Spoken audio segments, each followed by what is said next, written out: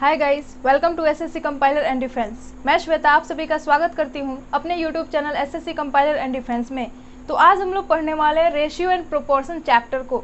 इसमें हम लोग जितने भी इसके कंसेप्ट्स हैं उसको क्वेश्चंस के थ्रू कवर करेंगे, जैसे कि हम लोगों ने प्रीवियस जितने भी हमारे चैप्टर्स कंप्लीट हुए हैं उसमें जैसे कि हम लोगों ने किया है वैसे ही।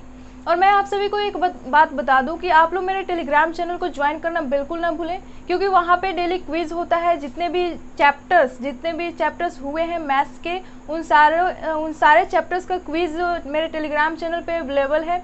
वहाँ पे डेली क्विज कराई जाती है, साथ में उसका रिवीजन क्विज भी होता है और जीके जीएस की क्विज भी मिलती है, इंग्लिश की क्विज भी आपको दी जाती है। और संडे को आप सभी को मॉक टेस्ट दिया जाता है जो कि 100 क्वेश्चंस का होता है, वो भी एवरेज सब्जेक्ट्स का एक साथ आप सभी को प्रोवाइड कराया जाता है संडे को। तो आप लोग मेरे टेलीग्राम चैनल को ज्वाइन करना बिल्कुल ना भूलें, जिसका लिंक मैंने डिस्क्रिप्शन में दिया हुआ है। तो आप लोग वहाँ से जाकर मेरे टेलीग्राम चैनल को ज्वाइन कर सकते हैं। और जिन्होंने अभी तक मेरे यूट्यूब चैनल को एसएससी कंपाइलर एंड डिफेंस को सब्सक्राइब नहीं किया है वो अभी कर ले, और प्लीज़ इसको वीडियो को ज़्यादा से ज़्यादा शेयर करें ताकि ज़्यादा से ज़्यादा बच्चों तक ये पहुंच सके। और जिनको वीडियो अच्छी लग रही है वो इसको लाइक करना बिल्कुल ना भूलें। तो चलिए अभी हम लोग स्टार्ट कर लेते हैं इस चैप्टर को, रेशियो एंड प्रोपोर्शन को। तो इसको सबसे पहले हम लोग देखेंगे इसके फॉर्मूले के थ्रू। यहाँ पे कुछ फॉर्मूला है जो कि बहुत ही इम्पोर्टेंट है इस चैप्टर के लिए। अगर ये फॉर्मूला अगर हम लोग को नहीं पता हो तो इस चैप्टर के बहुत से क्वेश्चंस को हम लोग मिस कर सकते हैं, क्योंकि इससे रिलेटेड बहुत से क्वेश्चंस एग्जाम में एकदम मतलब ऐसे ही फॉर्मूले के थ्रू ही उठ के आते हैं। तो इस फॉर्मूले को मतलब इग्नोर करना बहुत ही हमारे लिए हानिकारक हो सकता है। तो चलिए पहले हम लोग फॉर्मूले को देख लेते हैं। तो यहाँ पे ये जो है ये कुछ रूल्स हैं प्रोपोर्शन के, यानी समानुपात के नियम। तो ये रेशियो एंड प्रोपोर्शन, सबसे पहले हम लोग बात आती है यहाँ पे रेशियो की कि रेशियो होता क्या है। तो रेशियो जो हो गया, जैसे कि मैंने A:B लिख दिया, A रेशियो B, यानी A रेशियो B। इसमें अगर हम लोग किसी भी कांस्टेंट यानी किसी भी नॉन जीरो नंबर से अगर हम लोग मल्टीप्लाई करते हैं या डिवाइड करते हैं या ऐड करते हैं, सब्ट्रैक्ट करते हैं, तो उसमें कोई भी चेंजेस नहीं होता है, उसमें कोई भी ज़्यादा फर्क नहीं पड़ता है। तो ऐसे टर्म को हम लोग क्या बोलेंगे? रेशियो बोलेंगे।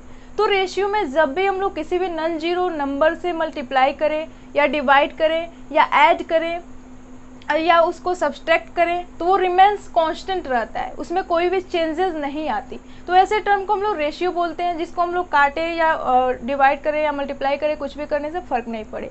तो ये हो गया हमारा रेशियो। तो रेशियो में ही एक होता है कंपोनेंडो एंड डिविडेंडो।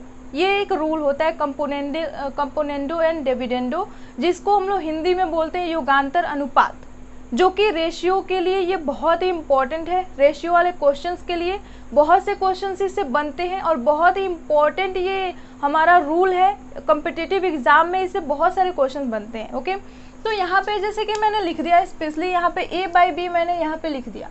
अगर मैं यहाँ से बोलूँ कि A/B को मुझे सॉल्व करना है कंपोनेंडो एंड डिविडेंडो में, तो मैं इसको क्या करूँगी, यहाँ पे कंपोनेंडो एंड डिविडेंडो में अगर मैं बदलना चाहूँ इसको, तो मैं यहाँ पे लिख दूँ A+B divided by A-B। Okay, तो ये क्या हो गया, ये हमारा कंपोनेंडो एंड डिविडेंडो का रूल हो गया। तो ऐसे ही हम लोग करते हैं, या मैंने यहाँ पे लिख दिया A:B और यहाँ पे मैंने प्रोपोर्शन का यहाँ पे साइन लगा दिया। ये क्या है, ये प्रोपोर्शन का साइन है। यहाँ पे मैंने फिर क्या लिख दिया, B:C। तो ये प्रोपोर्शन का साइन मीन्स क्या होता है, A divided by B equal to B divided by C। ये इसका हमारा साइन होता है। तो अगर मैं इसको कंपोनेंडो एंड डिविडेंडो में इसको मैं तोड़ना चाहूँ तो इसको भी मैं तोड़ सकती हूँ। कैसे, यहाँ पे A+B मैं लिख दूंगी डिवाइडेड बाई A-B, फिर यहाँ पे इक्वल टू का साइन रहेगा और यहाँ पे मैं क्या लिख दूंगी, B+C डिवाइडेड बाई B-C। तो ये है हमारा कंपोनेंडो एंड डिविडेंडो का रूल। इसको हम लोग बहुत से जो जितने भी क्वेश्चंस आएंगे उसमें हम लोग ज़्यादातर ये रूल के थ्रू अगर हम लोग क्वेश्चंस को सॉल्व करना चाहे तो इजीली जल्दी से जल्दी कर सकते हैं। जैसे कि यहाँ पे अब हम लोग चलते हैं प्रोपोर्शन की तरफ, जिसके कुछ रूल्स हैं जो कि फॉर्मूले हैं स्पेशली, और ये बहुत ही इम्पोर्टेंट है। यहाँ पे जैसे कि इफ़ A:X समानुपात या proportion X:B, then X is the middle proportion of A and B। यहाँ पे अगर इस टाइप का हमको क्वेश्चंस में दे रखा हो तो हम लोग क्या बोलते हैं कि जो x है ये क्या है, x is the middle proportion of a and b, यानी a एंड b का मिडिल प्रोपोर्शन x है। तो x का वैल्यू क्या हो जाएगा, x equal to root under A B हो जाएगा। यहाँ पे simply x equal to root under A B हो जाएगा। जब भी मिडिल अनुपात की बात आए यानी मध्य अनुपात, इसको हिंदी में क्या बोलेंगे, मध्य अनुपात, इसको हम लोग बोलते हैं मध्य अनुपात। तो ये जो मिडिल प्रोपोर्शन है, मध्य अनुपात है, इसका जो वैल्यू हो जाता है रूट अंडर ए बी होता है।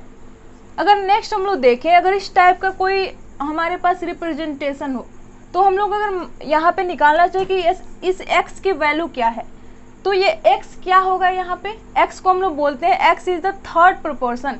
ये क्या है, ये तृतीय अनुपाती है, थर्ड प्रोपोर्शन है। तो थर्ड प्रोपोर्शन किसका, a एंड b का क्या होगा, x equal to B square divided by A. x equal to क्या हो जाएगा यहाँ पे, B square divided by A. ये क्या है हमारा, ये थर्ड प्रोपोर्शन है, ये है मिडिल प्रोपोर्शन। तो थर्ड प्रोपोर्शन हम लोगों ने देख लिया। ये भी हम लोगों को एकदम याद रहना चाहिए, क्योंकि क्वेश्चन में सीधे पूछता है कि इसका थर्ड प्रोपोर्शन निकालिए, या इसका तृतीय अनुपाती निकालिए, या इस जो ये दे रखा है कुछ दो नंबर्स दे देते हैं, उससे बोला जाता है कि इसका मिडिल प्रोपोर्शन क्या होगा, इसका मध्य अनुपात क्या होगा। तो हम लोग को ऐसे ही पूछता है क्वेश्चन में, हम लोगों को बताना होता है उसको कि इसका क्या होने वाला है। फिर जो नेक्स्ट हमारा है यहाँ पे, अगर इस टाइप का कुछ दे रखा हो, if a is to B, यहाँ पे फिर proportion c is to x, then x is the fourth proportion of a and b, a b एंड c। जब फोर्थ प्रोपोर्शन पूछा जाए यानी चतुर्थ अनुपाती, हिंदी में क्या बोलेंगे, चतुर्थ अनुपाती, तो वो पूछा जाए तो क्या होगा, x equal to B C divided by A. इसका हो जाएगा x equal to B C divided by A. वैसे अगर नेक्स्ट है, यहाँ पे अगर पूछ दिया जाए ये जो है ये किसका अपोजिट है, ये यहाँ पे जो दे रखा है ये थर्ड प्रोपोर्शन, इसका अपोजिट हम लोग कैसे निकालते हैं, थर्ड प्रोपोर्शन के अपोजिट जो होता है वो फर्स्ट प्रोपोर्शन हम लोग इससे निकाल लेते हैं। तो ये थर्ड प्रोपोर्शन के थ्रू ही हम लोग याद कर सकते हैं फर्स्ट प्रोपोर्शन को, तो ऐसे ही हम लोग को इसको निकाल सकते हैं। तो अगर इस फॉर्म का दे रखा हो तो हम लोग को निकालना हो अगर कि ये x जो है ये क्या है, तो यहाँ पे x is the first proportion of a and b। इसका वैल्यू क्या हो जाएगा, x equal to A square divided by B. इसका वैल्यू जो है वो हो जाएगा x square, x equal to A square divided by B. अगर हम लोग उसे बोला जाए, अगर इस फॉर्म में दे रखा हो हमारा रेशियो और पूछा जाए कि यहाँ पे x क्या है, तो x क्या है यहाँ पे, x is the first proportion of a b एंड c, और यहाँ पे x की वैल्यू क्या हो जाएगी, ए बी डिवाइडेड बाई सी इसकी वैल्यू हो जाएगी, ए बी डिवाइडेड बाई सी इसकी वैल्यू हो जाएगी। तो यहाँ पे जितनी भी फॉर्म्स लिखी हुई है इसमें हम लोग को सिर्फ x की वैल्यू, यानी जो मैंने x जहाँ पे लिख रखा है उसके थ्रू यहाँ पे मतलब इसी टाइप के क्वेश्चंस में दे रखे होंगे, जहाँ जहाँ x है वहाँ पे क्वेश्चंस मार्क्स होंगे या क्वेश्चंस पूछे जाएंगे कि यहाँ पे जो थर्ड प्रोपोर्शन है वो बताना है, यानी तृतीय अनुपाती क्या होगा, या फोर्थ प्रोपोर्शन चतुर्थ अनुपाती क्या होगा, या फर्स्ट प्रोपोर्शन क्या होगा, या फिर से यहाँ पे ये तो हो गया फर्स्ट प्रोपोर्शन किसके फॉर्म में, ये जब दो जो हमारे नंबर्स हैं जो स्क्वायर के फॉर्म में दे रखे हों या स्क्वायर रूट के फॉर्म में दे रखे हों, तब हम लोग को निकालना होगा। तो हम लोग कैसे निकालेंगे, स्क्वायर के फॉर्म में, यहाँ पे जैसे कि ए स्क्वायर डिवाइडेड बाई बी दे रखा है तो ऐसे हम लोग निकाल सकते हैं। लेकिन अगर तीन नंबर्स दिए हों और बोला जा रहा हो कि हमारा फर्स्ट प्रोपोर्शन क्या होगा, तो हम लोग इसके थ्रू, इस फॉर्मूले के थ्रू हम लोग इसको निकालेंगे। तो ये है हमारे फॉर्मूले। अभी हम लोग चलते हैं कुछ क्वेश्चंस को देखते हैं। क्वेश्चंस के थ्रू हम जितने भी हमारे कॉन्सेप्ट्स हैं इस चैप्टर से रिलेटेड, उसको जितने भी टाइप्स हैं वो सारे टाइप्स हम लोग करने वाले हैं इस क्लास में। टोटल जितने भी कॉन्सेप्ट्स हैं उसको क्लियर करेंगे। तो चलिए देखते हैं क्वेश्चंस को। पहले हम लोग इजी क्वेश्चंस करेंगे, उसके बाद हम लोग लेवल को थोड़ा ऊंचा करते जाएंगे। उसके बाद जितने भी इसके ज़्यादा लेवल के होते हैं या कम लेवल के, इजी टू हार्ड हम लोग, इजी टू हार्ड और इजी मॉडरेट और हार्ड तीनों लेवल के क्वेश्चंस हम लोग इस क्लास में करने वाले हैं। तो सबसे पहले हम लोग इजी से शुरू करते हैं। तो यहाँ पे जो सबसे पहला क्वेश्चन है, if a is to B equal to 2:3 and b is to c equal to 4:3, then find a is to b is to c। यहाँ पे यदि A अनुपात B इक्वल टू 2:3 और B अनुपात C इक्वल टू 4:3 है तो A अनुपात B अनुपात C ज्ञात करें। इसका यहाँ पे वैल्यू क्या होगा ये हम लोग को स्पेशली निकालना है। तो यहाँ पे हम लोग के पास दे रखा है कि A अनुपात B, ये जो इसका सॉल्यूशन हो जाएगा, A अनुपात B इक्वल टू क्या दे रखा है 2:3। वैसे ही यहाँ पे B अनुपात C ये क्या दे रखा है, यहाँ पे ये दे रखा है 4:3। तो इसको जब हम लोग को सॉल्व करना होता है तो इसका मेथड एक है, यहाँ पे हम लोग इसको कैसे लिख देते हैं, यहाँ पे A/B ये 2:3 मैंने लिख दिया। फिर यहाँ पे B/C जो दे रखा है, यहाँ पे मैंने B को B के पास रखा हुआ है जो A/B है, यानी B के नीचे मैंने B को लिखा और C को मैंने इधर एक्स्ट्रा आगे बढ़ा दिया। वैसे ही हम यहाँ पे मैंने क्या किया, वैसे ही इसको कर दिया। अब इसको हम लोग जब इसको मल्टीप्लाई करेंगे तो ये हमारा जो आंसर है वो आ जाएगा। तो सबसे पहले हम लोग मल्टीप्लाई कैसे करते हैं, ये जो 4 है इसको इसमें भी मल्टीप्लाई करेंगे और इसमें भी मल्टीप्लाई करेंगे। तो 4 दूनी यहाँ पे 8 हो गया, फिर यहाँ पे 4 से 3 में करना है तो ये कितना हो गया 12 हो गया। फिर यहाँ पे अनुपात रहेगा और ये जो 3 बच रहा है लास्ट में, इसको हम लोग क्या करेंगे, इसको मल्टीप्लाई करेंगे सिर्फ ये लास्ट वाले से। ये जो 3 बच रहा है इसका मल्टीप्लाई हम लोग सिर्फ लास्ट वाले से करेंगे, यानी जो लास्ट में बचता है उसका मल्टीप्लाई सिर्फ हम लोग लास्ट वाले से ही करते हैं। तो यहाँ पे 3 से जब मल्टीप्लाई होगा तो 9 आ गया, यानी जो इसका रेशियो है ये यही आंसर होगा।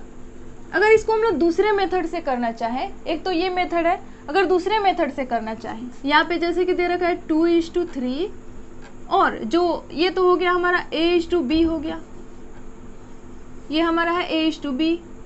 उसके बाद B/C कितना दे रखा है, ये हमारे पास दे रखा है 4:3। ओके, एक काम हम लोग और करते हैं, हम लोग क्या करते हैं कि जो यहाँ पे इसमें जो B दे रखा है और इसमें भी B दे रखा है, यानी दोनों में B दे रखा है, तो हम लोग को यहाँ पे देखना क्या है कि जब दोनों में B है तो इसके जो B वाले पार्ट हैं वो इक्वल रहने चाहिए। तो हम लोग क्या करेंगे, यहाँ पे B वाले पार्ट को इक्वल करेंगे। तो यहाँ पे 3 है और यहाँ पे 4 है, तो हम लोग क्या ऐसा करें कि दोनों में इक्वल हो जाए। तो हम लोग क्या करेंगे, ये फर्स्ट वाला जो दे रखा है इसमें हम लोग 4 से मल्टीप्लाई कर देंगे और सेकेंड वाले में हम लोग 3 से मल्टीप्लाई कर देंगे। तो ये क्या बन जाएगा, ये दोनों में हम लोग को करना पड़ेगा, तो ये बन जाएगा 8:4×3=12। ये 8:12 बन गया। इसमें हम लोगों ने 3 से मल्टीप्लाई किया तो ये कैसे बन गया, ये बन गया 4:12:9। तो ये हमारा 12:9 बन गया। अगर हम लोग अब लिखना चाहे कि A अनुपात B अनुपात C क्या होगा, A/B/C ये क्या होगा, तो A तो हमारा 8 है, B क्या है, B दोनों में कॉमन आ गया, इसमें भी 12 इसमें भी 12, तो हम लोग B को ऐसे लिख देंगे 12। फिर C क्या है, C हमारा 9 है, यानी हमारे पहले वाले रेशियो की तरह ये भी आ चुका है। यहाँ पे ये भी हमारा क्या था, A/B/C, तो ये हमने आंसर को निकाल लिया था। फिर हमारा ये आ गया। अभी हमारा एक और मेथड है जो कि हम लोग उस मेथड के थ्रू भी इसको सॉल्व कर सकते हैं। तो यहाँ पे जैसे कि लिखा हुआ है A अनुपात B, तो ये हमारे पास कितना लिखा है, ये लिखा हुआ है यहाँ पे 2:3 लिखा है। ओके, और B अनुपात C कितना है, ये है हमारे पास लिखा हुआ है 4:3। ओके, तो हम लोग क्या करेंगे, यहाँ पे इसको हम लोग को सॉल्व करने का एक और तरीका है। जो यहाँ पे 4 लिखा हुआ है इसको हम लोग क्या करते हैं, इधर भी लिख देते हैं। यहाँ भी जो यहाँ पे 4 लिखा हुआ है यहाँ पे इसको हम लोग इधर भी लिख सकते हैं, ये खाली स्थान को भरने के लिए। ये जो इसके नीचे खाली जो फिल इन द ब्लैंक्स दिख रहा है इसको भरने के लिए हम लोग ये वाला जो 4 है इसको इधर कर देते हैं। फिर ऊपर भी, ऊपर यहाँ पे इसके ऊपर ये ब्लैंक्स दिख रहा है आपको, तो हम लोग क्या करेंगे, ये जो ऊपर वाला है इसको यहाँ पे इस ब्लैंक पे भर देंगे। उसके बाद हम लोग क्या करेंगे, इसको मल्टीप्लाई कर देंगे, ऊपर नीचे जो दे रखा है इसमें तीनों में हम लोग मल्टीप्लाई कर देंगे, हमारा आंसर आ जाएगा। ये 4 दूनी 8 हो गया, ये 12 हो गया और ये लास्ट वाला 9 हो गया, यानी A/B/C हमारा आ चुका है। तो ये 3 मेथड्स हैं इसको बनाने के लिए, तो ये इजी है, इसको हम लोग किसी भी मेथड से सॉल्व कर सकते हैं, तीनों में से किसी भी।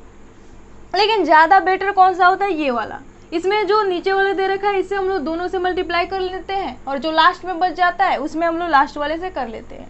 अभी हम लोग 4 वाले को भी देखेंगे कि 4 अगर आ जाए A/B/C/D तो उसको कैसे करेंगे, ये भी हम लोग को देखना है अभी इसके बाद। अभी चलते हैं नेक्स्ट क्वेश्चन की ओर। यहाँ पे जो नेक्स्ट दे रखा है, find the fourth proportion to 2, 3, 6। 2, 3 और 6 का चतुर्थ अनुपात निकालो। इसका फोर्थ प्रोपोर्शन क्या होगा, यानी चतुर्थ अनुपात इसका क्या होगा, ये हम लोग को निकालना है। तो मैंने अभी आप सभी को फॉर्मूला बताया कि जो फोर्थ अनुपात होता है, चतुर्थ अनुपात, फोर्थ प्रोपोर्शन यानी चतुर्थ अनुपात,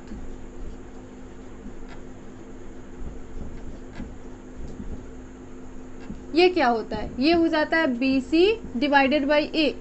ये आप सभी को याद होना चाहिए। जैसे ही चतुर्थ अनुपात आए दिमाग में, हमें पता होना चाहिए कि हाँ उसका वैल्यू होता है BC डिवाइडेड बाई A। तो यहाँ पे हमारे पास दे रखा है इसका चतुर्थ अनुपात निकालना है, यानी चतुर्थ अनुपात का मतलब यहाँ पे क्या हो जाएगा, ये तो 2:3 मैंने लिख दिया। उसके बाद मैं जो प्रोपोर्शन है यानी समानुपात है उसका साइन मैं लगाऊंगी। उसके बाद मैं 6 को लिखूंगी और चतुर्थ अनुपात यानी फोर्थ प्रोपोर्शन, तो ये क्या होगा, ये लास्ट में होगा जो हमारा x है। ओके, तो अब हम लोग को क्या निकालना है, चतुर्थ अनुपात निकालना है, फोर्थ प्रोपोर्शन निकालना है। तो उसका फॉर्मूला हम लोग को पता है कि BC डिवाइडेड बाई A उसका फॉर्मूला होता है। तो हम लोग क्या करेंगे, यहाँ पे x equal to BC divided by A, यानी BC इसमें क्या है, BC है 3 और 6 और A क्या है 2 है। तो हम लोग को क्या करना है, 3 × 6 डिवाइडेड बाई 2, इसको कट कर देंगे, हमारा आंसर आ जाएगा। 2 से मैंने इसको काट दिया 3 बार में, यहाँ पे 3 से 3 में मल्टीप्लाई करने पे 9 आ गया, यानी x का वैल्यू क्या आ गया, 9 आ गया, जो कि हमारा आंसर है। तो ये क्वेश्चन है। चलिए अभी हम लोग चलते हैं नेक्स्ट क्वेश्चन की। चलिए देखते हैं next question. If A/B equal to 2:3, B/C equal to 4:5 and C/D equal to 6:7, then find the value of A/B/C/D।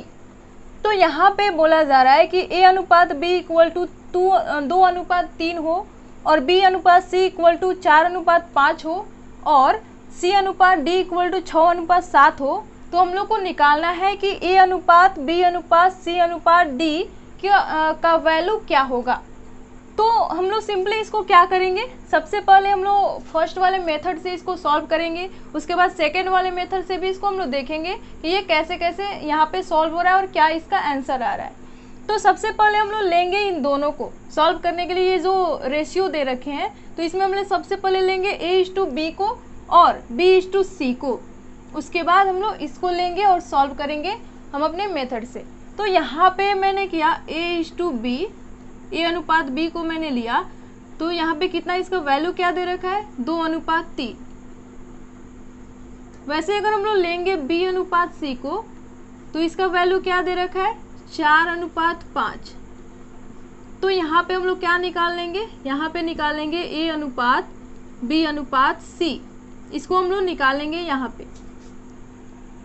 तो इसको हम लोग निकालेंगे तो हम लोग क्या करेंगे, सबसे पहले ये जो 4 दे रखा है इसमें हम लोग सबसे पहले ये दोनों में मल्टीप्लाई करते हैं।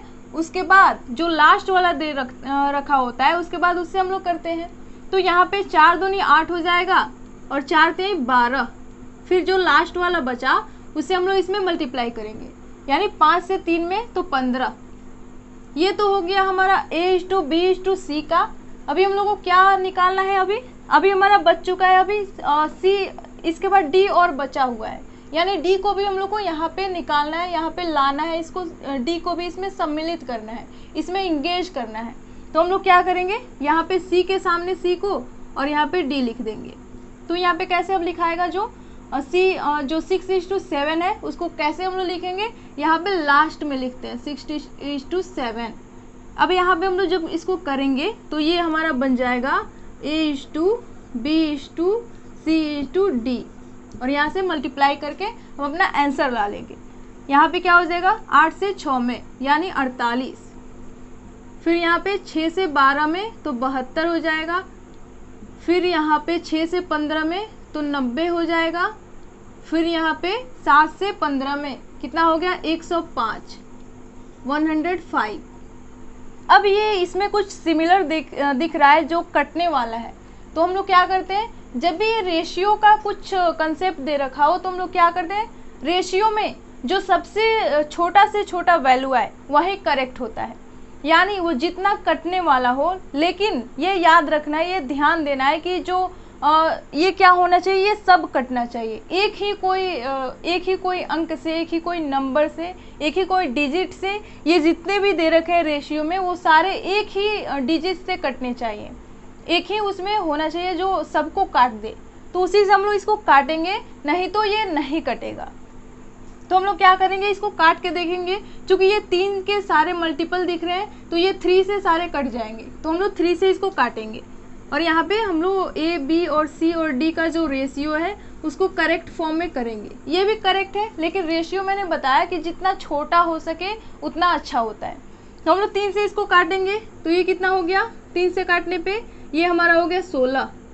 फिर इसको 3 से काटेंगे, कितना हो गया, ये 3 दूनी 6 और 3 चौका 12, यानी 24 हो गया। फिर इसको 3 से काटेंगे तो ये 30 आ गया, और इसको 3 से काटेंगे तो ये 35 आ गया। ओके, तो ये तो हमारा फर्स्ट मेथड रहा, इससे हमारा आंसर आ चुका है। अब इससे छोटा हम लोग काट के इसको नहीं बना सकते, क्योंकि ये जो शुरू में दे रखे हैं ये तीनों, ये 2 से कटेंगे, और ये क्या है, ये 5 से कटेगा। अभी हम लोग चलते हैं, इसको सेकंड मेथड से देख लेते हैं कि इसका सेकंड मेथड क्या है, जो कि मैंने आप सभी को बताया। यहाँ पे जो दे रखा है A:B, ये कितना है, ये दे रखा है 2:3।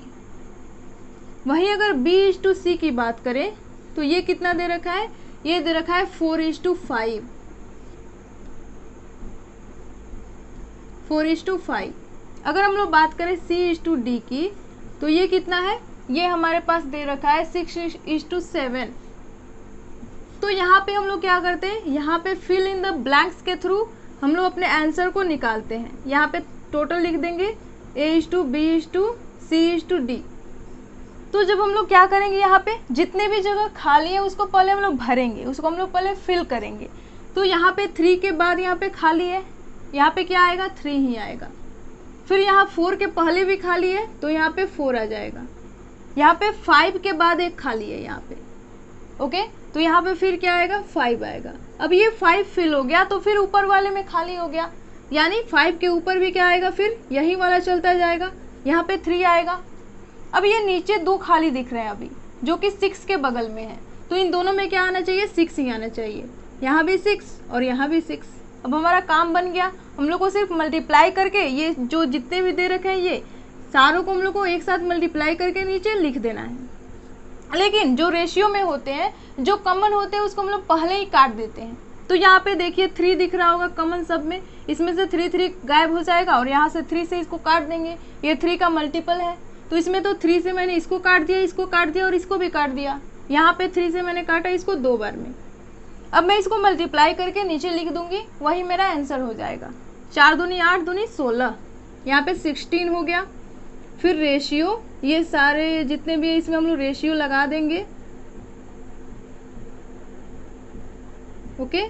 अब यहाँ पे मल्टीप्लाई करके इसको लिख दे रहे हैं, तो यहाँ पे तो 16 हो गया। फिर यहाँ पे 6 चौका 24, 24।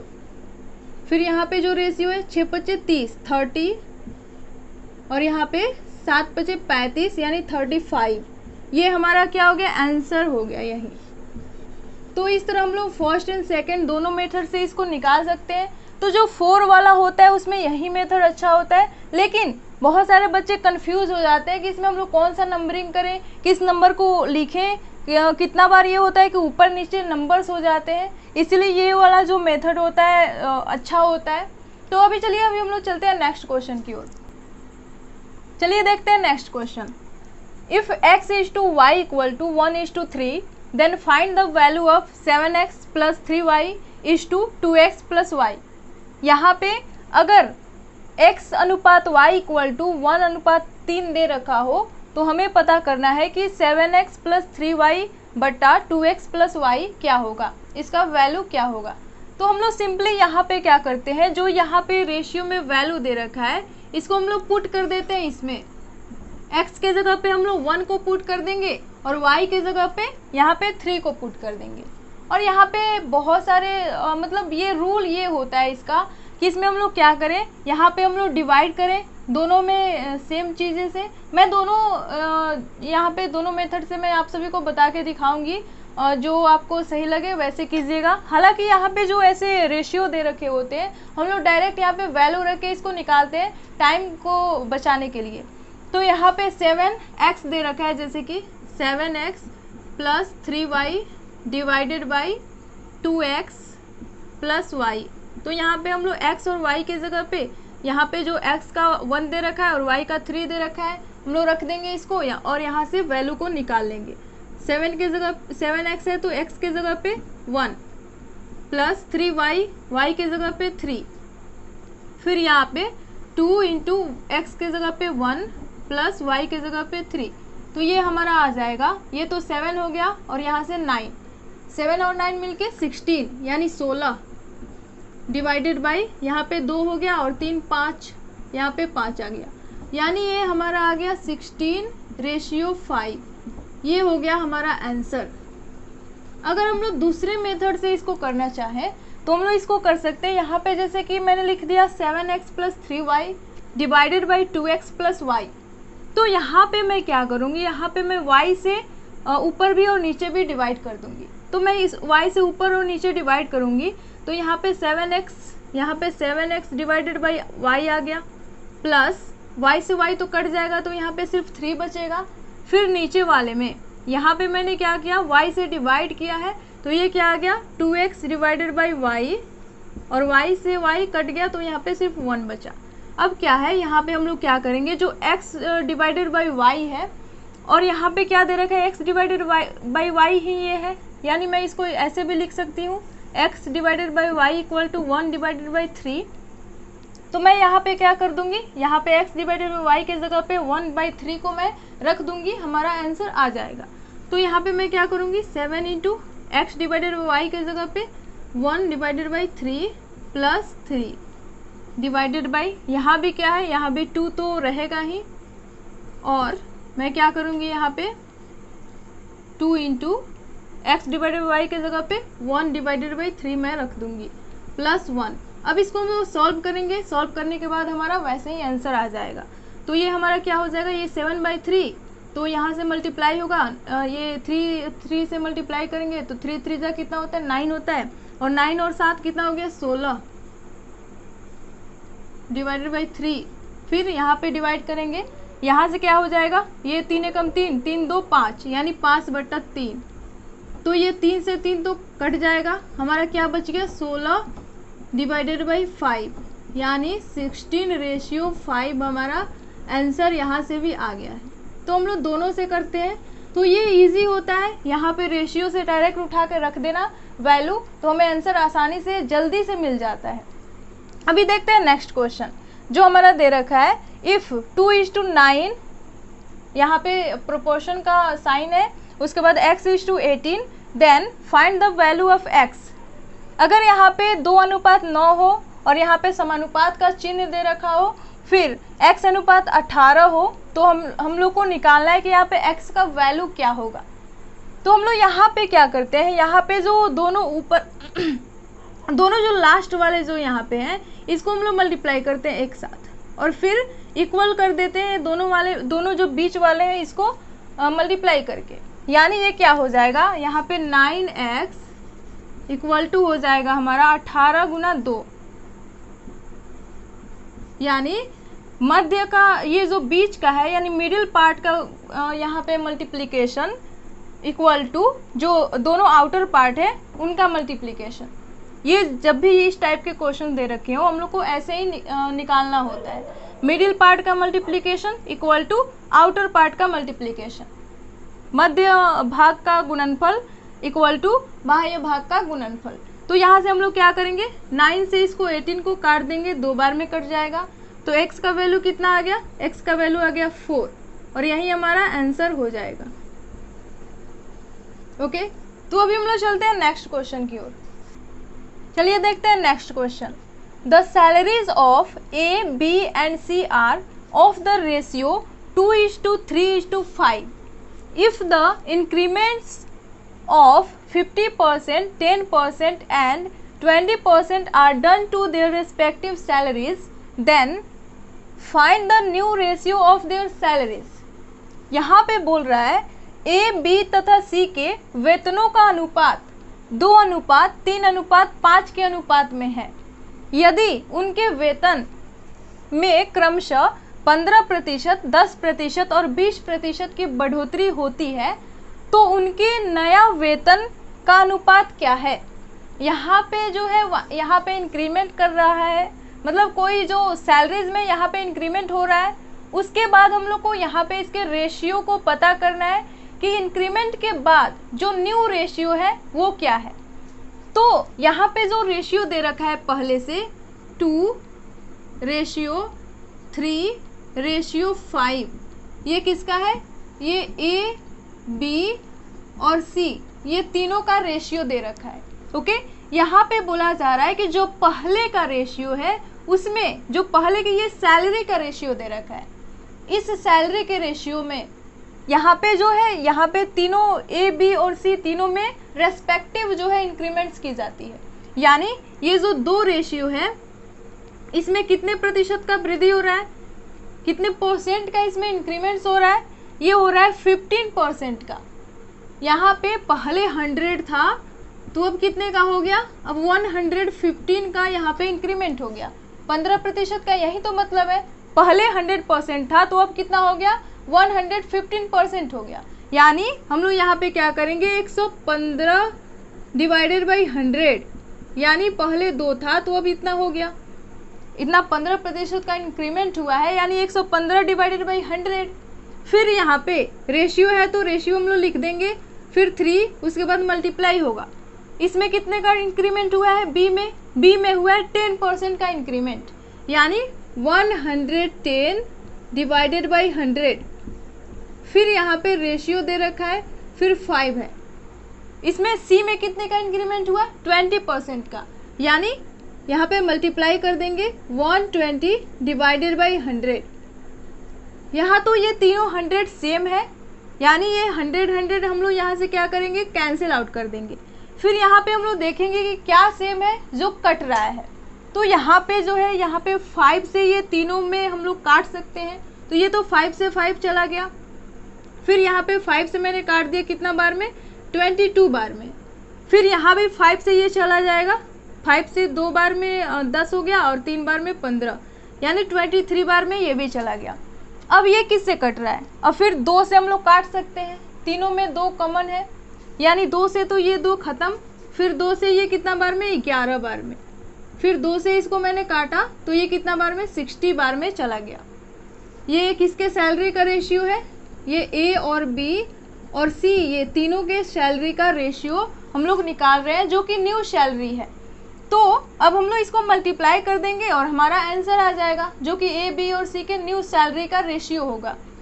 तो यहाँ पे हम लोग क्या करेंगे, A:B:C इक्वल टू, यहाँ तो 23 रहेगा क्योंकि यहाँ पे और कुछ मल्टीप्लाई करने वाला बचा नहीं है, लेकिन यहाँ पे 3 × 11 कितना हो गया, 33। यहाँ पे हो गया 33, फिर यहाँ पे सिर्फ 60 है तो हम लोग 60 लिख देंगे। यानी जो न्यू जो रेशियो है उनके सैलरी का इंक्रीमेंट के बाद वो कितना है, वो है 23:33:60। ए, बी और सी के न्यू सैलरी का रेशियो हमें पता चल गया, जो कि ये हमारा आंसर हो गया। ओके, तो अभी हम लोग चलते हैं नेक्स्ट क्वेश्चन की ओर। चलिए देखते हैं next question. If ₹782 is divided into 3 parts proportional to 1/2:2/3:3/4, find the first part. इसका फर्स्ट पार्ट क्या होगा। यदि ₹782 को 1/2:2/3:3/4 के तीन भागों में बांटा गया हो तो पहला भाग ज्ञात कीजिए। यहाँ पे तीन पार्ट्स में इसको डिवाइड किया गया है। ये जो रेशियो दे रखा है इसको हम लोग को सिंपल रेशियो में चेंज करना है। ये कैसे, ये खुद ये रेशियो है ही, प्लस में ये रेशियो का रेशियो दे रखा है। यानी इसको हम लोग को पहले सिंपल रेशियो में चेंज करना होगा, उसके बाद हम लोग को इसका जो फर्स्ट पार्ट है उसको हम लोग कैसे निकालेंगे ये हम लोग को देखना है। ओके, तो यहाँ पे जो ऐसे दे रखा है इसको सबसे पहले हम लोग चेंज करेंगे सिंपल में। 1/2 इज टू 2/3 इज टू 3/4। तो इसको हम लोग को सिंपल में चेंज जब करना है तो हम लोग क्या करते हैं, हम लोग जो ये नीचे वाला जो पार्ट दे रखा है इसका हम लोग एलसीएम निकालते हैं। इसका एलसीएम हम लोग लेते हैं कि इसका लसा क्या होगा, यानी एलसीएम क्या होगा। तो 2, 3 और 4 का एलसीएम क्या हो जाएगा, 2, 3 एंड 4। इसका एलसीएम क्या होगा, ये तो 2 इसमें भी कॉमन है, यानी सिर्फ हम लोग इसको 4 को और 3 को करेंगे इसका एलसीएम, यानी 4 3 12 इसका क्या हो जाएगा, हमारा एलसीएम हो जाएगा। तो 12 इसका एलसीएम हो जाएगा। तो हम लोग क्या करेंगे, यहाँ पे 12 तीनों में यानी कॉमन है। एलसीएम का मीन्स क्या हो गया, ये जो हमारा तीनों फैक्टर दे रखा है जिसका रेशियो है, इसमें 12 तीनों में इसका फैक्टर है, यानी तीनों में हम लोग 12 से मल्टीप्लाई कर सकते हैं और इसको सिंपल रेशियो में कन्वर्ट कर सकते हैं। तो हम लोग क्या करेंगे, 12 ऊपर नीचे 2, फिर यहाँ भी 12 इंटू 2 डिवाइडेड बाई 3, फिर यहाँ भी 12 इंटू 3 डिवाइडेड बाई 4। अब इसको हम लोग कट कर देंगे, हमारा सिंपल रेशियो रेडी हो जाएगा। ये 2 से 6 बार में, 3 से 4 बार में और फिर 4 से 3 बार में। यहाँ पे क्या हो गया, अब 6 रेशियो 8 रेशियो यहाँ पे 9, 6 8 और 9 ये हमारा रेशियो बन गया। ये 3 पार्ट्स हम लोग ए बी और सी हम लोग मान ले रहे हैं इसको। ओके, तो ये हमारा रेशियो बन चुका है। अब जो कि सिंपल रेशियो में हमें चाहिए था वो हमें मिल चुका है। तो अब हम लोग को पता करना है कि इसका जो पहला भाग है यानी इसका फर्स्ट पार्ट क्या होगा। तो वो हम लोग कैसे निकालते हैं, फर्स्ट पार्ट जो कि यहाँ पे रुपीज़ दे रखा है हमारा 782 रुपये, इसमें जो हमारा फर्स्ट पार्ट होगा वो क्या होगा। तो इसको हम लोग कैसे निकालते हैं, फर्स्ट पार्ट को निकालना होता है तो जो ये फर्स्ट वाला रेशियो दे रखा है उसको हम लोग सबसे ऊपर लिख देते हैं। ओके, जो फर्स्ट वाला रेशियो दे रखा है, चूंकि हम लोग को फर्स्ट वाला पार्ट निकालना है तो फर्स्ट वाला रेशियो है तो फर्स्ट वाला को सबसे ऊपर रखते हैं। उसके बाद ये जो तीनों रेशियो है इसको हम लोग ऐड करते हैं, चूंकि इन तीनों में से हम लोग को फर्स्ट को पता करना है कि फर्स्ट हमारा क्या होगा। तो इन तीनों को ऐड करेंगे तो ये क्या हो जाएगा, 6 और 8 कितना होता है, 14 यानी 14 हो जाएगा। फिर उसमें 9 को ऐड करेंगे तो ये कितना हो गया, 14 और 9 23। यहाँ पे 23 टोटल है जिसमें से हम लोग को फर्स्ट पार्ट को निकालना है। तो फर्स्ट पार्ट यहाँ पे 6 डिवाइडेड बाई 23 और ये कितने रुपये का ये हमारा पार्ट दे रखा है, ये है 782 रुपये का ये पार्ट है। यानी यहाँ पे हम लोग को मल्टीप्लाई करना होगा 782 से, तब हम लोग को फर्स्ट पार्ट हम लोग का मिलेगा, यानी पहला जो पार्ट है हमारा वो मिल पाएगा यहाँ पे फर्स्ट पार्ट। ओके, तो हम लोग जब इसको डिवाइड करेंगे, इसको काटेंगे तो हमारे पास जो है वो आंसर आ जाएगा। यहाँ पे 23 से मैंने इसको काटा, पहले 23 से 3 बार में जब इसको काटेंगे तो ये कितना आ जाएगा, ये आ जाएगा 69। यहाँ पे 3 3 जा 9 और 3 2 जा कितना हो जाएगा 6, यानी 69। उसके बाद कितना बचा यहाँ पे हमारे पास, 69 से मैंने यहाँ पे किया तो 9 बचा, यानी ये हो गया 92। अब हम लोग क्या करेंगे, 4 से यहाँ पे डिवाइड करेंगे, ये आ गया 34। तो 34 बार में ये हमारा कट चुका है, 23 से 782। अब इसको मल्टीप्लाई कर देंगे, हमारा फर्स्ट पार्ट निकल जाएगा। 6 से इसको मल्टीप्लाई करेंगे तो ये कितना हो गया, 6 से 4 में 24 का 4, 2 बचा हाथ में, 6 का 18 और 2 20, यानी 204 रुपये। ये जो है ये हमारा क्या है, ये है फर्स्ट पार्ट जो कि हमें निकालना था। तो ये हो गया हमारा आंसर। अभी हम लोग चलते हैं सेकंड क्वेश्चन की तरफ। चलिए देखते हैं नेक्स्ट क्वेश्चन। 3 कक्षाओं के विद्यार्थियों की संख्याओं का अनुपात 2:3:5 है। प्रत्येक कक्षा में 40 विद्यार्थी बढ़ा दिए जाने पर यह अनुपात 4:5:7 हो जाता है। प्रारंभ में कुल विद्यार्थियों की संख्या थी। The ratio of students of 3 classes is 2:3:5. If 40 students increase in each class, then the ratio is to be 4:5:7. Found the number of students at beginning. तो हमें बिगनिंग में स्टूडेंट्सों की मतलब छात्रों की संख्या कितनी थी ये हम लोग को पता करनी है कि जो बिगनिंग में जब कितने स्टूडेंट्स थे, जब 40 स्टूडेंट्स को प्रत्येक कक्षा में नहीं बढ़ाया गया था तब उनका शुरू में जो संख्या थी वो कितनी थी। तो ये हम लोग को पता करना है, ये हमें फाइंड आउट करना है कि क्या होगा।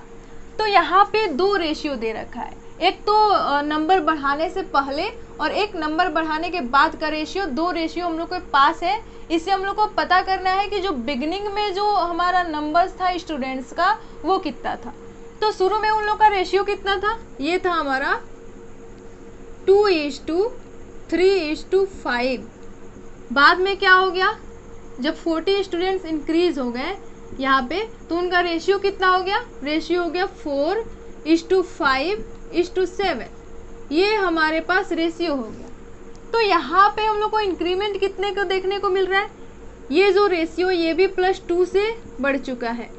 अगर नेक्स्ट रेशियो की बात करें तो ये भी हमारा कितने से बढ़ा हुआ है, ये भी +2 से बढ़ चुका है। वहीं अगर यहाँ पे नेक्स्ट की बात करें हम लोग तो ये क्या हुआ है, ये भी +2 से इंक्रीज हुआ है। यानी जो ये तीनों रेशियो हैं ये सेम रेशियो में बढ़ रहे हैं, यानी ये सेम प्रोपोर्शन में ये चल रहे हैं। ये भी 2 से चेंज हो रहा है, ये भी 2 से चेंज हो रहा है और ये भी 2 से चेंज हो रहा है। यानी यहाँ पे अगर हम लोग एक कांस्टेंट यहाँ पे वैल्यू लें, कांस्टेंट एक इंक्रीमेंट की बात करें तो वो कितने की हुई है, वो 2 रेशियो की इंक्रीमेंट हुई है जो कि कांस्टेंट इंक्रीमेंट है।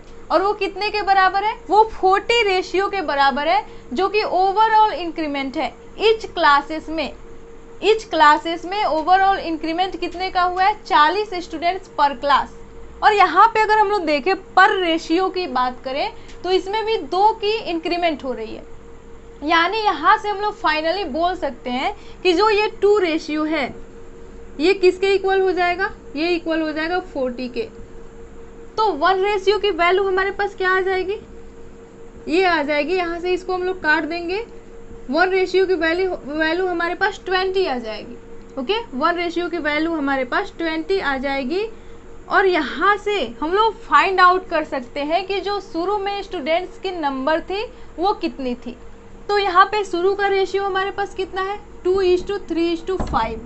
ये हमें दे रखा है शुरू का रेशियो। यानी ये जब हम लोग इसको टोटल करेंगे, टोटल जब इसको ऐड करेंगे तो ये कितना आ रहा है, ये आ रहा है 2 + 3 + 5। कितना आ गया, यहाँ पे तो 5 हो गया और 5 + 5 कितना हो गया, 10 हो गया। यानी 10 रेशियो शुरू में स्टूडेंट्स थे। तो 10 रेशियो हमारे पास स्टूडेंट्स थे। 1 रेशियो की वैल्यू हमारे पास है कितना है, 20। तो हम लोग क्या कर लेंगे, 10 × 20। यानी बिगनिंग में कितने स्टूडेंट्स थे, 200 स्टूडेंट्स थे बिगनिंग में। 200 स्टूडेंट्स थे हमारे पास बिगनिंग में। और यही हमारा जो है राइट आंसर हो जाएगा। क्योंकि हम लोग को बिगनिंग में निकालना था तो हम लोगों ने निकाल लिया। ओके, तो अभी हम लोग चलते हैं नेक्स्ट क्वेश्चन। चलिए देखते हैं next question. ₹180 contain in a box consist of ₹1, 50 पैसे एंड 25 पैसे coins in the ratio 2:3:4। What is the number of 50 पैसे कॉइन्स? एक बक्से में ₹180 हैं जो कि ₹1, 50 पैसे और 25 पैसे के सिक्के के रूप में है। सिक्कों की संख्या का अनुपात 2:3:4 है। तो 50 पैसे के सिक्कों की संख्या ज्ञात करें। हमें यहाँ पे 50 पैसे के सिक्के के संख्या को निकालना है कि वो कितना उसका संख्या है इस पूरे बक्से में। तो यहाँ पे हम लोग देख सकते हैं कि यहाँ पे जो हमारा जो बात की जा रही है यहाँ पे कॉइन्स की, तो यहाँ पे उनका टोटल जो टोटल यहाँ पे उनका मूल्य है, जो प्राइस है, वो अगर टोटल उनको ऐड कर दिया जाए तो कितने का हो रहा है, 180 का। यहाँ पे 180 का हम लोग के पास दे रखा है। फिर से इनका रेशियो दे रखा है कि ये इतने रेशियो में यहाँ पे इस बॉक्स में कंटेंट किए गए हैं। तो हम लोग सबसे पहले देखते हैं कि जो ₹1 है, ₹1 का कितना नोट है। फिर से 50 पैसे का, उसके बाद यहाँ पे 25 पैसे का, 25 पैसे का। तो यहाँ पे अगर हम लोग देखें 1 रुपये का, तो 1 रुपये का कितना है 2, तो हम लोग इसको कितना मान लेंगे 2x मान लेंगे। ओके, वैसे अगर 50 पैसे का देखें तो 50 पैसे का कितना है 3, यानी इसको हम लोग मान लेंगे 3x। वैसे ही 25 पैसे का अगर हम लोग देखें तो वो कितना है 4, तो इसको हम लोग मान लेंगे 4x। ओके, अब यहाँ पे ये तो क्या है, ये नंबर्स है, उनके नंबर्स का ये रेशियो दे रखा है, यानी ये संख्या का अनुपात है। और हम लोग को क्या चाहिए, हम लोग को तो यहाँ पे मूल्य देखना है, इसका प्राइस देखना है कि प्राइस का रेशियो कितना है, क्योंकि यहाँ पे 180 रुपया दे रखा है। तो हम लोग क्या करेंगे, यहाँ पे 1 रुपया, यहाँ पे 1 से मल्टीप्लाई करेंगे। नंबर में जब हम लोग रुपया से मल्टीप्लाई करेंगे तो क्या बन जाएगा, वो रुपया बन जाएगा। फिर यहाँ पे जो 3x है इसमें हम लोग क्या करेंगे, इसमें मल्टीप्लाई करेंगे। ये तो पैसा है, 50 पैसा, तो इसको हम लोग रुपया में बदलने के लिए क्या करेंगे, यहाँ पे 1 रुपया इक्वल टू क्या होता है 100 पैसा होता है। तो 100 पैसा में 1 रुपया होता है, तो 50 पैसा में क्या होगा 1/2 हो जाएगा। ओके, तो यहाँ पे हम लोग 1/2 से मल्टीप्लाई कर देंगे, 1/2 से यहाँ पे मल्टीप्लाई कर देंगे 3x में। वैसे 25 पैसा की बात आती है, तो 100 पैसा में 1 रुपया, तो 25 पैसा में कितना हो जाएगा, यहाँ पे 25/100 यानी 1/4 हो जाएगा। तो हम लोग क्या करेंगे 1/4 से यहाँ पे मल्टीप्लाई कर देंगे। तो ये हमारा जो है, अब ये जो रेशियो है हमारा किस में बदल चुका है, रुपये में बदल चुका है। तो अब हम लोग क्या करेंगे, यहाँ पे 1 में 2x से मल्टीप्लाई, तो 2x हो गया, प्लस यहाँ पे ये मल्टीप्लाई करेंगे तो क्या बन जाएगा 3x डिवाइडेड बाई 2, फिर प्लस करेंगे इसको, तो ये तो कट चुका है, यहाँ से 4 हमारा चला गया, सिर्फ कितना बचा x बचा। ओके, अब यहाँ पे हमारा जो इसको हम लोगों ने ऐड किया है, तो ये किसके इक्वल हो जाएगा, ये 180 के इक्वल हो जाएगा। यहाँ पे ये हो जाएगा हमारा 180 के इक्वल। अब इसको हम लोग सॉल्व कर देंगे, हमारा आंसर आ जाएगा। यहाँ से इसको सॉल्व करेंगे, ये तो हमारा 2 रहेगा ही, फिर ये तो हो गया 4x plus 3x plus 2x, यहाँ पे कितना बचा 180। यहाँ से इसको हम लोग सॉल्व करेंगे, ये तो 7x plus 2x 9x divided by 2 equal to 180। इससे हम लोग काट देंगे इसको 9 से, ये 20 हो गया, और x इक्वल टू कितना आ गया हमारे पास, x इक्वल टू 40 आ गया। ये 2 जाके इधर मल्टीप्लाई हो जाएगा, x इक्वल टू हमारे पास 40 आ चुका है।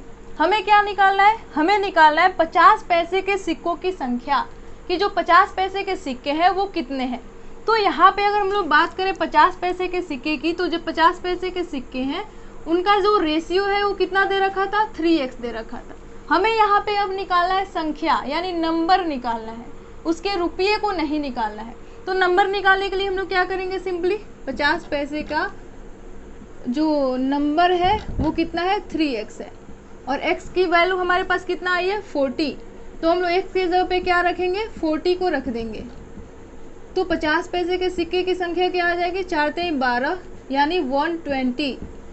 120 सिक्के हैं कितने के, 50 पैसे के।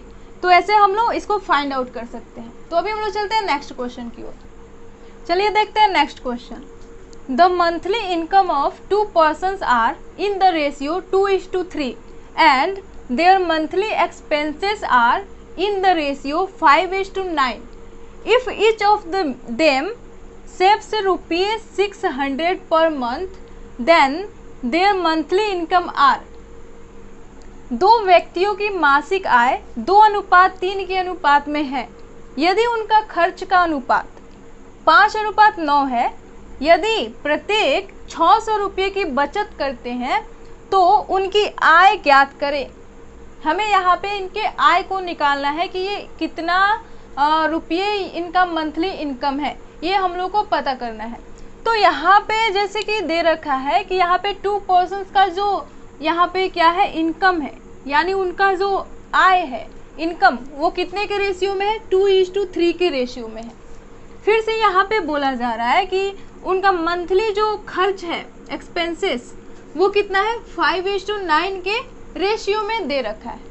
फिर से ये भी बता रखा है कि वो 600 रुपये जो दोनों हैं, दोनों 600 रुपये की बचत करते हैं, यानी सेविंग उनकी कितनी है 600 रुपये की वो सेविंग करते हैं। तो यहाँ पे हम लोग मान लेंगे कि उनका जो इनकम है, दोनों पर्सन्स का जो इनकम है, आय है, वो कितना है, एक का तो 2x है और दूसरे का कितना है 3x है। हम लोगों ने ये मान लिया। फिर से उनका जो एक्सपेंडिचर है, जो उनका खर्च है एक्सपेंडिचर, उसका हम लोग क्या, वो तो हम लोग को दे रखा है 5:9 ये दे रखा है। सेविंग्स, दोनों का सेविंग्स कितना है, सेविंग्स यहाँ पे दे रखा है कितना, ये है 600 रुपये वे मंथली अपने पास सेव करते हैं, बचाते हैं। ये जितना भी यहाँ पे ओवरऑल जितना भी रेशियो, जितना भी एक्सपेंडिचर, सेविंग्स जिसकी बात की गई है, ये सब मंथली बात की गई है। तो यहाँ पे हम लोग को कोई प्रॉब्लम नहीं है। ओके, तो हम लोग इसको कैसे निकालेंगे ये हम लोग को देखना है। तो इनकम जो यहाँ पे दे रखा है 2x डिवाइडेड बाई 3x, हम लोग इसको ऐसे लिख सकते हैं। अगर इसमें से इनकम में से अगर हम लोग सेविंग को माइनस कर दें, ये भी 600 रुपये को सेव करता है और ये भी 600 रुपये सेव करता है। अगर हम लोग इसमें से इन दोनों के इनकम में से अगर सेविंग्स को माइनस कर देते हैं तो हमारे पास क्या बचता है, खर्च बच जाएगा, एक्सपेंडिचर बच जाएगा। ओके, वो खर्च कितना करेगा, अगर वो अपने अगर इनकम में से सेविंग यानी जितना बचाता है, अपने आय में से अपने बचत को माइनस कर देता है, तो उसके पास क्या बचेगा, उसका खर्च बचेगा, जो कि उसका कितना रेशियो में है, ये है 5:9। इस रेशियो में इसका खर्च है। तो हम लोग यहाँ से इजीली सॉल्व कर सकते हैं कि इसका क्या होगा। तो हम लोग क्या करेंगे, यहाँ से इजीली सॉल्व करने के लिए यहाँ से देखेंगे 9 दूनी 18 और ये कितना हो गया 5 15, 18 और 15, इसको माइनस करने पे क्या बचेगा, 18 में से 15 जाएगा तो 3 बचेगा, यानी 3x। ओके, उसके बाद ये जो 600 यहाँ पे दे रखा है, यहाँ पे 600, दोनों में 600 कॉमन है, यहाँ पे 9 6 5400 हो जाएगा। इसको हम लोग माइनस में 5400 यहाँ से लिख देंगे और इधर क्या हो जाएगा, यहाँ पे 6 5 30।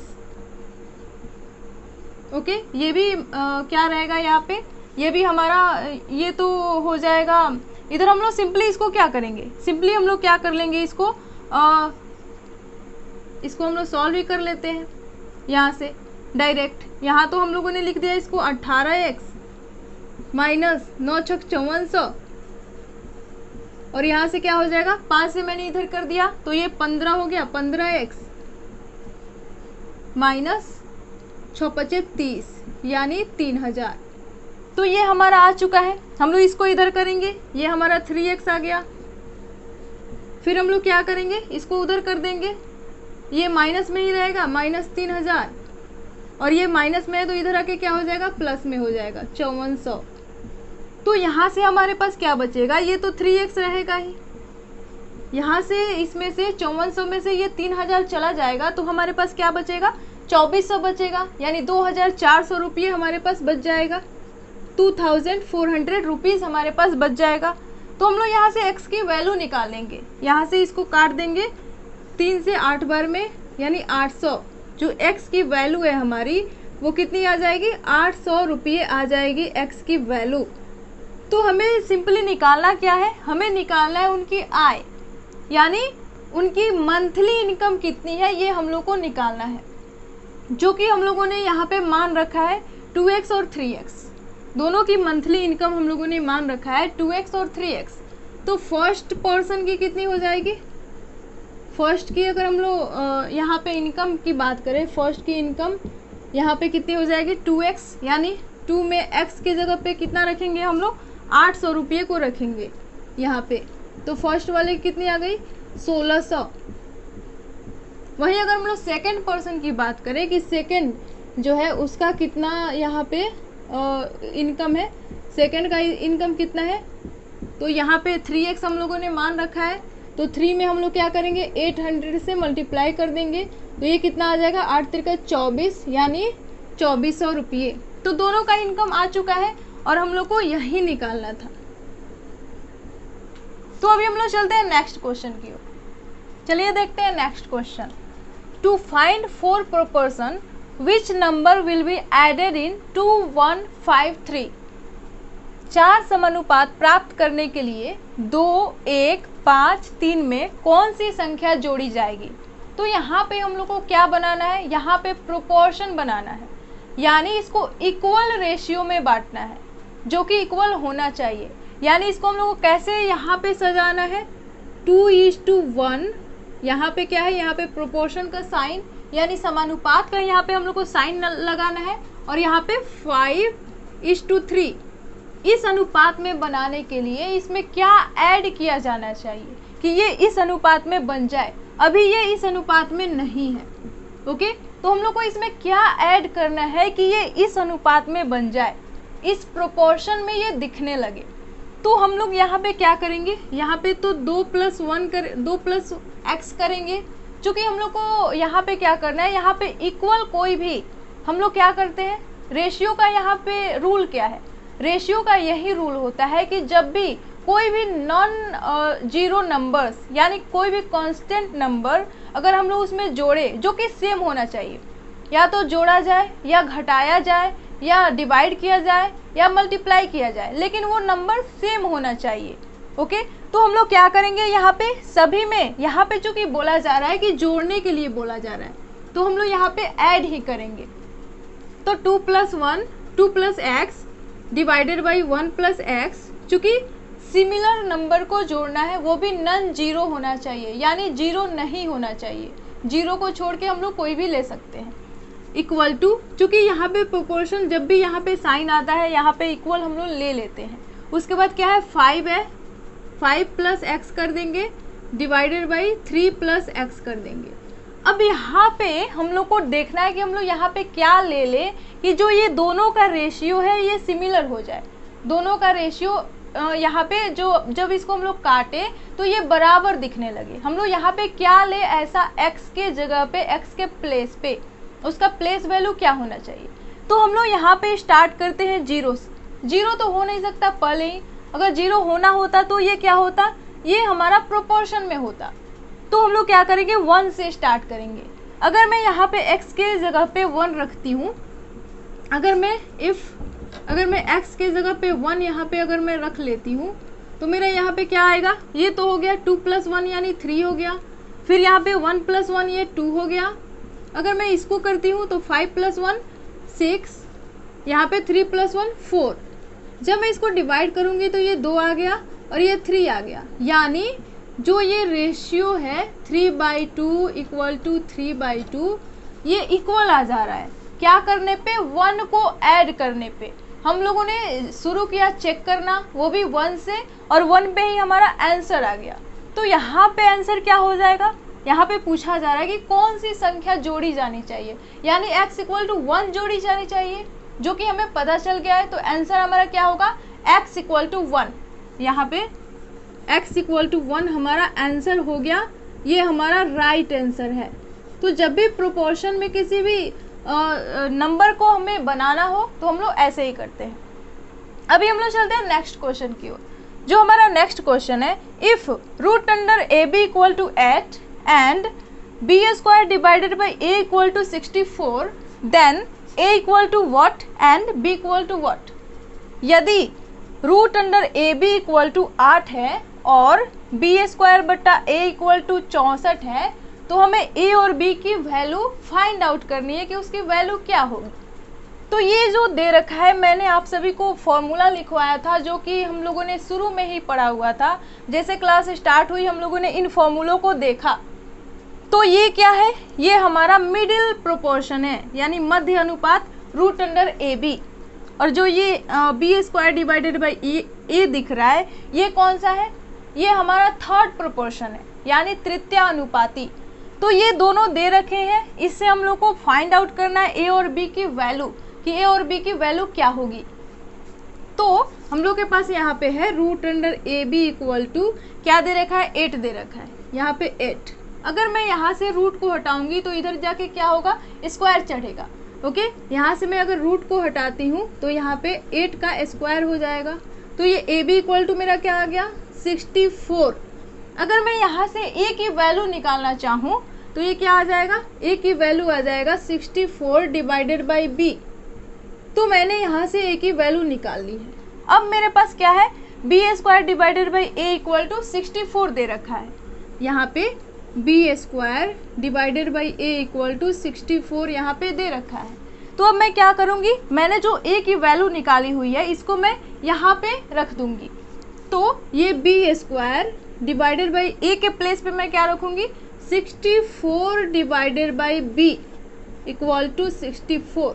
तो ये जो b है ये ऊपर चला जाएगा। ओके, ये जो b है हमारा ये ऊपर चला जाएगा। तो हमारे पास क्या हो गया, ये तो बी स्क्वायर पहले से था, इसमें अगर b मल्टीप्लाई होगा तो ये क्या हो जाएगा, ये b क्यूब हो जाएगा। b cube divided by 64 equal to 64।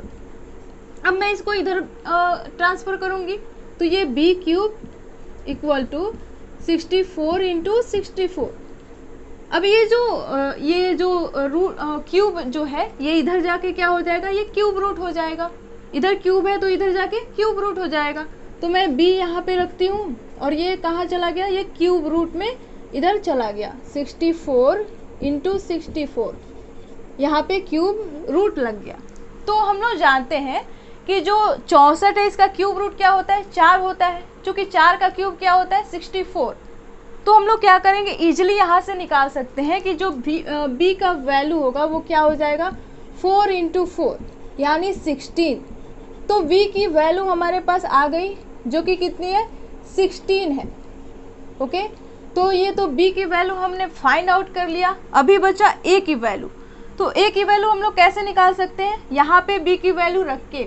तो a की वैल्यू अगर निकालना है तो 64, b की वैल्यू कितनी आई है, 16, यानी 16 से यहाँ पे हम लोग डिवाइड कर देंगे।